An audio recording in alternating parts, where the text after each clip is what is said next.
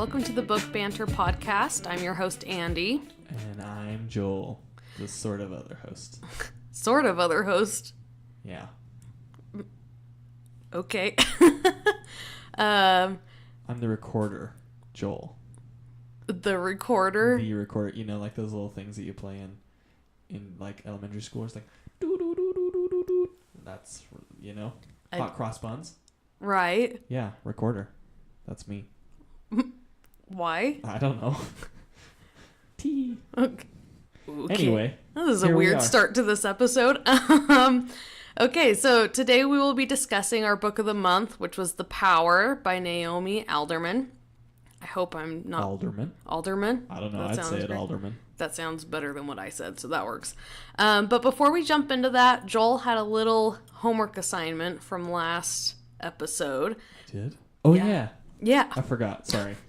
And that was to go see... I mean, I did my homework, but I forgot that it was my homework. So right. really, I forgot to turn it in.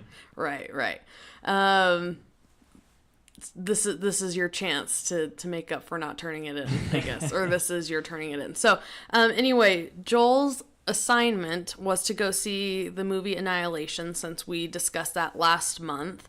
And so just want to hear your thoughts. How was the movie? Was it like the book? Was it not? Was it better? Was it worse? So, right, when we talked about the book, when we made mention of the movie, I should say, we decided that you would be too scared to go see it. Oh, yes, definitely. And I watched the trailer and I was like, yeah, I'm not seeing that. Yeah, and you would have been scared in the movie. Because I was like, I wouldn't say that I was scared in the movie, but I was definitely like, what's the word? Like, it was just a tense movie overall. Mm-hmm. So the whole time. You were on the edge of your seat the whole time? Yeah, the whole time I felt like, I had my butthole clenched. Oh, gosh. So it was good, though. I liked it. For the first... the majority of the movie is very similar to the book. Like, I wasn't like, whoa, they're way off base here. Screw this movie. I was like, I like this. It was kind of a more... Like, it was a visual take on the book. Mm-hmm. And so, with that being said, like, the visuals were really pretty, and there was, like, things that weren't in the book that were in the movie, but they didn't, like, detract, you know what I mean? Like, I didn't go, oh, geez, they totally got this wrong. Okay. But, at the end of the book, spoiler alert, just so you know if you haven't read it, get your butt in gear and, like, fast forward maybe like a minute. Anyway, spoiler alert, at the end of the book, right, she decides to go off and look for her husband. At the end of the movie, also spoiler alert, she encounters this alien creature, and, right, her husband and the alien creature are, like, one and the same. It's really trippy and weird. So, yeah. Did they talk about the tower a lot and the lighthouse in the movie, or was that not a major part of it? The tower, right? She calls this underground cavern the tower. That's what she always calls it. It's never specifically mentioned. You kind of get a glimpse of something that you might think is similar to the tower at the very end, because she gets and then you have the lighthouse at the end of the movie. She makes it to the lighthouse, she goes inside, she's like, whoa, this is trippy, and then she goes down into this hole, which is kind of the sort of allusion to the tower, if that makes sense. Right. I think that other than being completely scared, because I'm sure I would have been in this movie, I think I would have had a hard time with that, because in the book that's such a pivotal part, is the tower and the lighthouse and everything that happens there. So I don't know if they're planning on making a second and third movie. Definitely not. Definitely not. No. So maybe Do you feel like they condensed the trilogy into one movie? Well, I don't know. I haven't read the other two books. Well, right. No, but I don't. Because I was reading some things online about it, and it was kind of one of those things where they were like, hey, so we basically took the first book, and it's based off of the first book, is what they've said. So I don't think that there's anything from the second or third books that are integrated from those books into the movie. Okay. From all the things that I read from other things online, reviews and things. Huh. It's interesting. That's an interesting choice for them to make. Maybe I don't know. think so. I mean, I was reading, about wow. I was reading, right, because the director is the guy who did Ex Machina, which is another weird sci-fi movie. So I think this is not, it's not that weird. Like, I think it could have been, we could have seen it gone way into left field with him directing it, as opposed to, he stayed fairly true, in my opinion. Without the tower being a central thing? Oh, yeah. Really? Yeah. Oh, yeah. I definitely didn't go, oh, where's the tower? We got to go in there. Because I think, right, the tower represents this sort of exploration and... But that was like the one of the like climaxes of the book was when she goes down into the tower and meets the weird thing. Which is kind of like the end of the movie where she goes down into the hole and meets this weird alien thing. Right, but the thing is that they build up throughout the book with her like going to the tower and like every time she visits like going deeper and deeper and like kind of builds the suspense up that way. But I think the way they did rather it than here, it just being like a setting for the thing, you know what I mean? Like instead of just being the setting for the climax, it was also like the main object or thing that... Right. I think the way they did it in the movie is they build it up to kind of be this...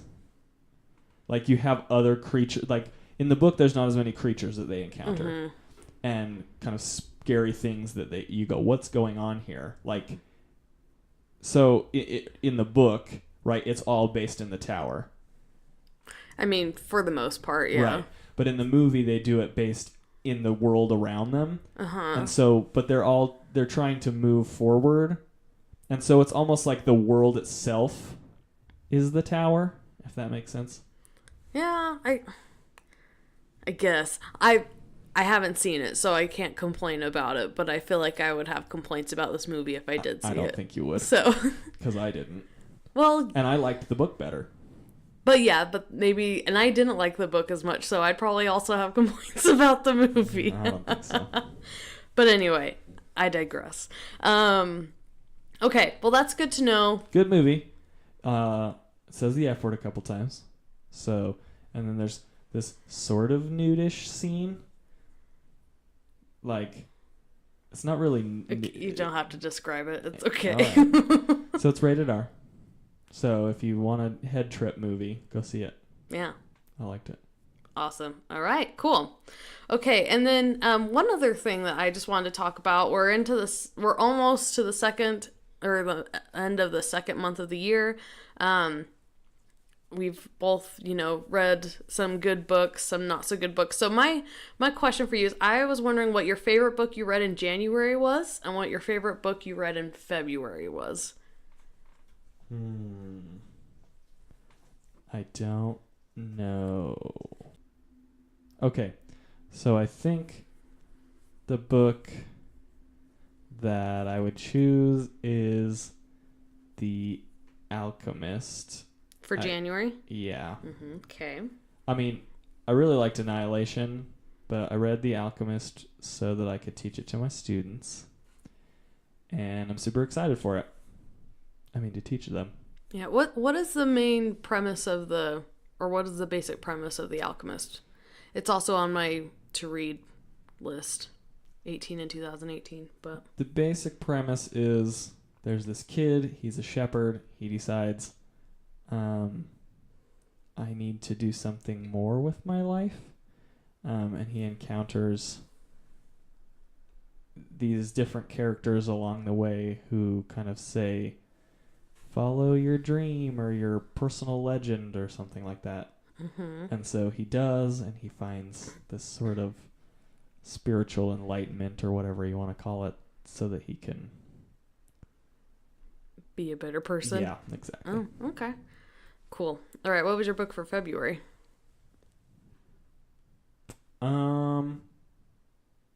Probably a separate piece, because I had to read that one for school too. Right. And I liked it, and I think it'll translate well to teaching kids. Yeah. What's the basic premise of that one?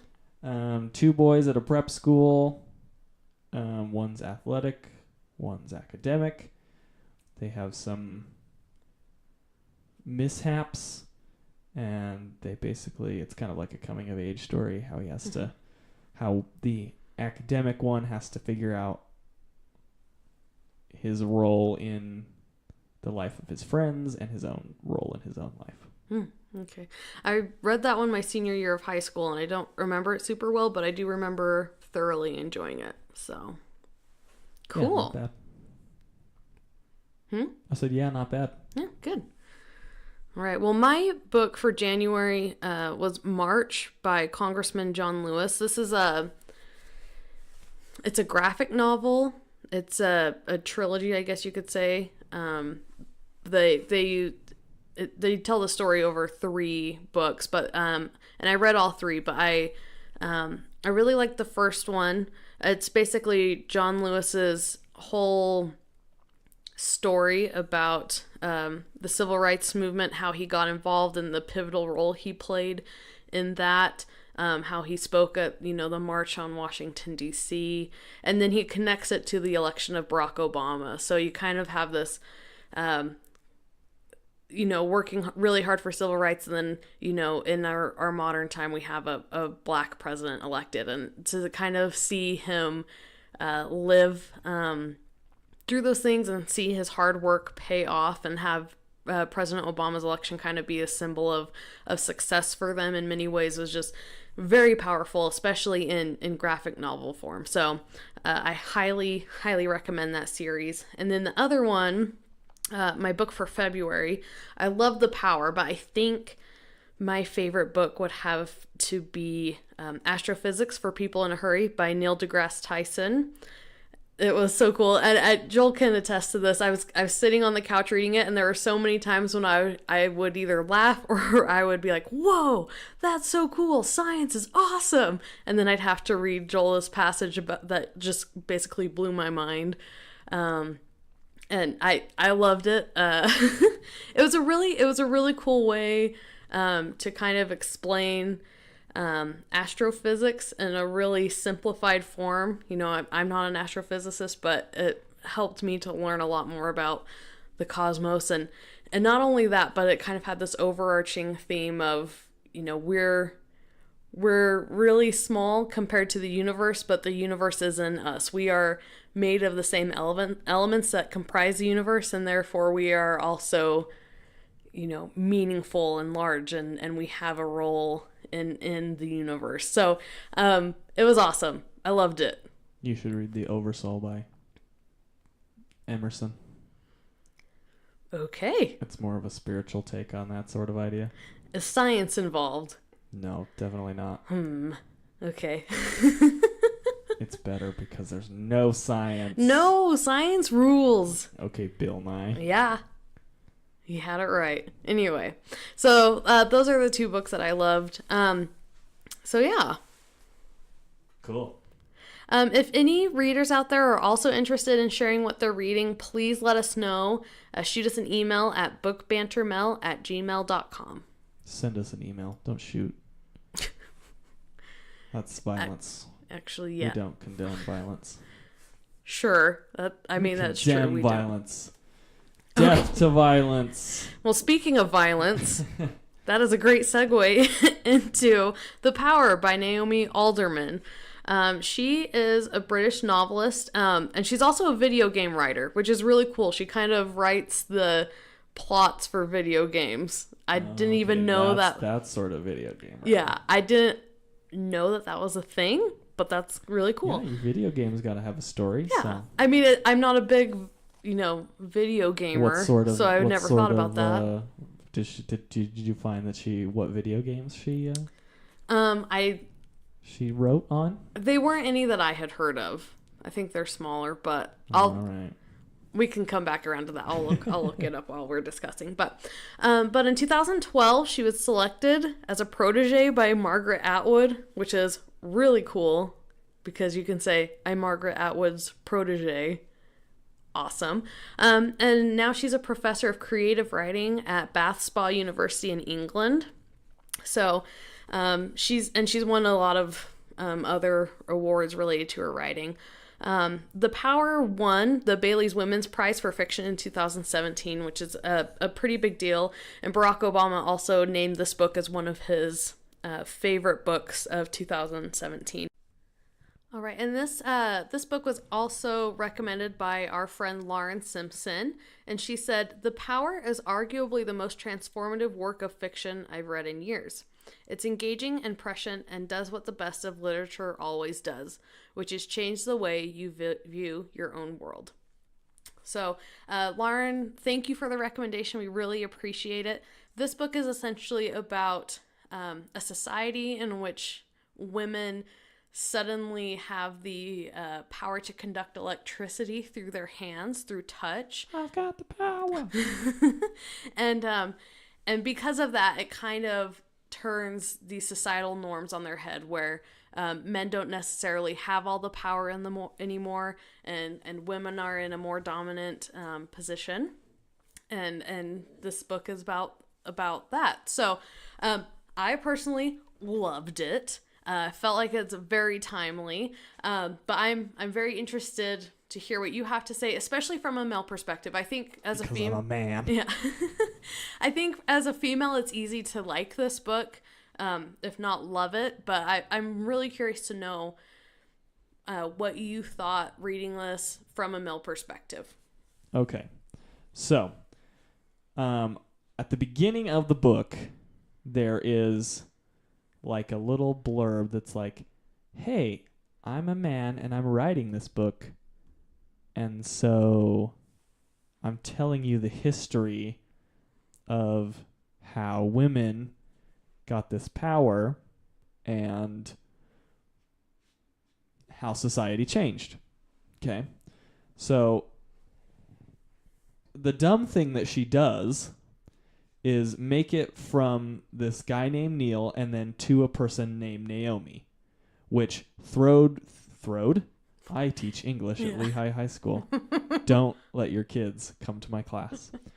Anyway, she does this dumb thing where she claims her own name. And so I just thought, this is right. I didn't read it until the very end, because I just thought, oh, this is her correspondence with how the book came to be. And so I skipped over that, read the novel like straight through, and figured out at the end that you and were then at the supposed to end read that. there's more of those correspondences. And so I was like, wait, am I supposed to read these? And then I was reading online, like, yeah, you're supposed to read them. It's part of the novel. And I was like, oh, geez. So I read them, and for me, it ruined the novel. So I agree with what you're saying. I didn't like that part so much. I think she could have just written it as is and didn't necessarily need the correspondence. Yes. I wouldn't say it ruined it. But I that part was also lost on me. I felt like it could have done without. So I agree with you on because that. I feel like it's more powerful for her to just go, no pun intended. Oh, geez. Boo. It's more effective for her to just say, here we go. I'm gonna take a stance on societal norms and say screw them and flip them on their heads. Instead, with this literary device that she uses to kind of make it timeless, or whatever she's supposed to, whatever her reasoning behind doing this is, it decreases the powerfulness of the book for me. Right. So I liked the book. I read it and I was like, oh, dang. yeah, screw all men. We're pigs and we suck, right? And then, oh, wait. This is supposed to be written from, like, a man. Like, it was... And I get that she's also trying to do this thing where, hey, look, let's talk about how, early on in literature, how women would write great things and write with when writing these things, they would publish them under a man's name and they would get a lot more readership, right? So I understand what she's trying to do, but I think we live in the world today, and I'm not saying that by any means that women are equal, like treated equally to men, but I think that this makes it less, like, you know what I mean? Well, I think what you're trying to say is it just made it so that it wasn't effective for the book, which is what you said, right? I don't necessarily think that it detracts from the main message of the book, but I just thought it was kind of a literary device. It wasn't necessary. But going back to my original question, as a male reading this book, what were your thoughts? Because, I mean... Well, as you know, I'm a very progressive male, because I was going to take your last name. Well, you weren't going to. You offered to. Right, I did. Joel Gempler. It doesn't sound as good. Oh, Sorry. It sounds fine. Not many things sound good with the name Gempler anyway, so... Anyway, so to me, it was a little more eye-opening, because when she flips it on her head, right, in the book, men get raped, men get killed, men, right, are used as kind of slaves and housewives or house husbands, whatever you want to call them. And so with that being said, I think that it shows me as a man, as a naive man, what women go through more often, if that makes sense. Mm-hmm. So yeah. Right. I think while I was reading this, I actually thought about a Facebook post that one of my friends posted a long time ago, where he was basically like, hey, women, I want you to respond to this and let me know what sorts of things you go through on a daily basis that we don't have to go through, that men don't really recognize. And one of those things that somebody commented was, just walking alone at night, that's really scary for me. And I don't feel as safe at night and things like that. And that's not necessarily something that a man has to go through or think about all the time. Even just like me, myself, walking to my car in a parking lot is kind of scary, because I don't know if somebody's waiting there for me or what. And I'm not saying that men don't go through that, but I feel like women definitely have more of a vulnerability with those types of things. Well, right. And so I think that... At least socially constructed that way. Yeah. And so I think that this book kind of brings some of those things into light and helps men maybe see like, wow, these are things that women have to deal with on a daily basis.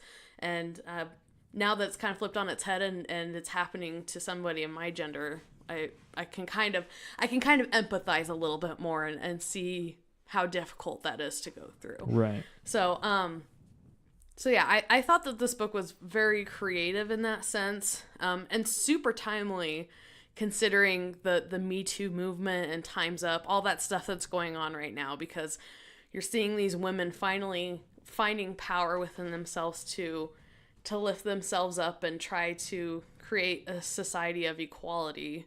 And that's another interesting facet of this book, is how it talks about equality. You have characters that want equality, but then you also have these other female characters who let that power go to their heads and ultimately, kind of a spoiler alert, ultimately end up destroying everything, right? And so nuclear war, man. Right. And so I think I shouldn't laugh at that. Nuclear war is not funny. Yeah, speaking of timely. Yeah. Shout out North Korea. Yeah, they're not going to hear this podcast there. But it's just one of those things that, in order for us to have true equality and to make it work, we have to see each gender as having awesome traits that we, can mutually benefit from, and working together instead of trying to dominate the other gender. Right. I think that's one of the things that this novel kind of, I wouldn't say pokes fun at, but maybe, sure, whatever. But it's kind of saying, right, that true equality isn't necessarily bringing, giving women more power, right? If that makes sense. You mean more power than men? Right. It's about both genders having equal power, about right. seeing each other as equals and treating each other as equals. Right, because I think this does a good job at swapping the sort of power norms. Mm-hmm. But I don't think that because we could insert any sort of marginalized group and say, all right, we could make this book about, right, Mexicans living in the United States get the power, right? Mm-hmm. And see what happens, right? And it would be a very similar book, I think, personally. Yeah, I mean, it could be. There might be like a few differences, but I see what you're saying. Right. Yeah. I mean, in the overall context of the novel itself, it would be similar, obviously. There would be different characters and things would play out differently, but in the end result, I think, would stay the same, right? We could insert any marginalized group and say, when somebody gets more power than everybody else, right, it's going to turn out like this. Right. And when somebody exploits that power, like I don't have a problem with people being in positions of power. I think that's necessary for society to work, to have a governing body. But it's when people exploit that power and try to use it to take advantage of others and make sure that they kind of secure their own power, that's that they don't use the power for a more noble sort of cause. Right. And I thought that I loved all the characters in this book. And I found Roxy to be the most interesting character. No way Allie is. Huh? Allie's totally you like the Allie? Best. See, this is okay. So I want to know why you think Allie, aka Mother Eve, is the best. And maybe it's the religious thing that you're into, but because I think she's for me, she was a more complex character. Oh, she was very complex because of what happens to her, and then how she does this 180 flip. But at the same point, it's really not necessarily a 180 flip. It's kind of more of a 360. Right, she still ends up taking advantage of people because she was taken advantage of, Right. And I think that interesting to compare to Roxy, because you kind of see Roxy, who's, essentially the leader of a drug cartel. Right. And she has all these terrible things happen to her where her dad, her brother, they take advantage of her and try to strip the power that she has from her because she is so powerful, and they want that for themselves. And yet at the end, she's able to find peace once her power is gone. Spoiler alert. Once it is gone, she's still able to find peace with her father, who is by all means like totally destroyed her livelihood. And she's still able to find peace with him. And I just thought it was really interesting because she didn't have any of that power, and yet she ended up being the happiest person, the happiest character. For about 10 more minutes. Well, you know what I mean. Nuclear war will make you love anybody. Well, and not only that, but the way I feel like she really did have an understanding of how equality between genders needs to work, because she didn't have that power, and then she ended up, spoiler alert, she ended up falling in love with Tunde. I don't know. Tunde, yeah. I don't know. That's how I said it. That sounds good to me. And kind of developing a relationship with him. And when she didn't have that power, and he didn't have the power either, they were kind of able to have an equal partnership. And I don't know. I just felt like she without having that power, but still, you know, it's a hard. I'm trying to think of what I'm trying to say. I don't know. Allie's the best. She was a complex character and she was super interesting. I just didn't necessarily agree with the decision she made at the end, and so that's why it's my conflict resolution, peaceful personality that liked Roxy. But Roxy was super cool too, though. She was like she had the most power out of any female on Earth, and she was just like, I'm gonna do what I need to do. And anyway, she was really powerful too, even when she didn't have the physical power anymore. Shocking ability. Yeah. Shocking. So yeah, I thoroughly enjoyed this book. And it sounds like I did. Like I said, I wish I could cut off the first 7 pages and the last 7 pages, and then it'd be a perfect book. Yeah. Okay, not a perfect book, but a complex book that a lot of people should read. I wish I could have my students read it. However, there are a lot of swear words and several rape scenes. Yeah, it's graphic, and there was several times where my stomach was churning. Mm-hmm. Right, and it's it is a very graphic, and it's a very intense book. I would say it's an extremely important book, and if you feel like you need to read it, then you definitely should. Even if you feel like you shouldn't read it, that means you should probably read it even more.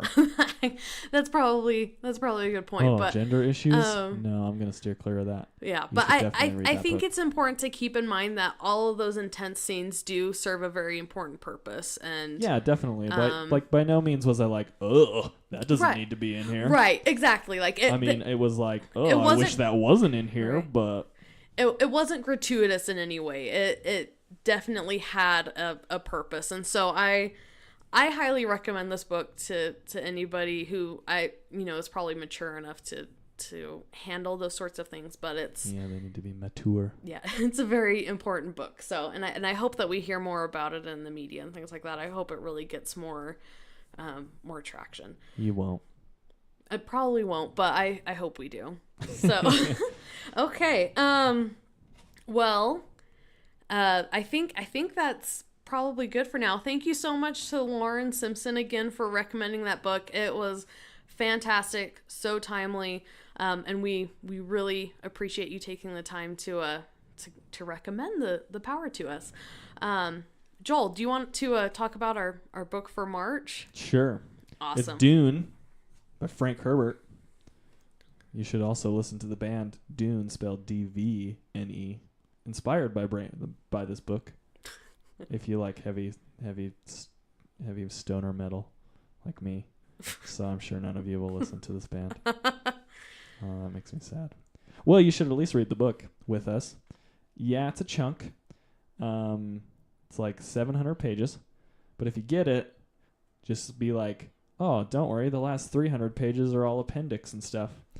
Anyway, it's a sci-fi book, but so I'm like 300 pages in. Mm-hmm. It goes pretty fast. Because I was at first, so a long time ago when I was in like 5th grade, I tried to read it. Ooh. It was definitely above my 5th grade reading level. But I'm glad I get to come back to it and be like, oh.